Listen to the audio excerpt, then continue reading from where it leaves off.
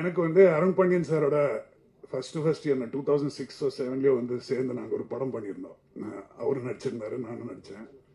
So அந்த பாயிண்ட்ல இருந்து நான் அவரோட நிறைய ட்ராவல் பண்ணியிருக்கேன். அவர் ப்ரொடியூசராக வந்து இன்னொரு கம்பெனியோடு இருக்கும்போது நாங்கள் சேர்ந்து யுக்ரைன், ஃப்ரான்ஸ் இதெல்லாம் போய் சுற்றி இருக்கோம்.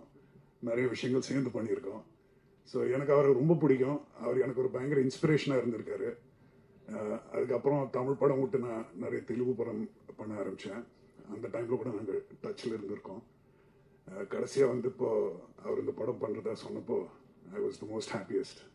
ஸோ மற்றவங்களுக்கு ஏதாவது பேமெண்ட் என்னன்னு கேட்டப்போ உங்களுக்கு நினச்சது கொடுங்கன்னு அவருக்கு சொல்லியிருக்காங்க. பட் என்னை பொறுத்த வரைக்கும் எனக்கு எதுவுமே வேண்டாம் அப்படின்னு நான் சொன்னேன். பட் இருந்தாலும் அவர் ஒரு பேமெண்ட் வந்து டான் வந்துச்சு அக்கௌண்ட்டுக்கு. So I'm extremely happy. Thank you so much sir. இந்த படம் வந்து பெரிய வெற்றியாக வரட்டும். I am 100%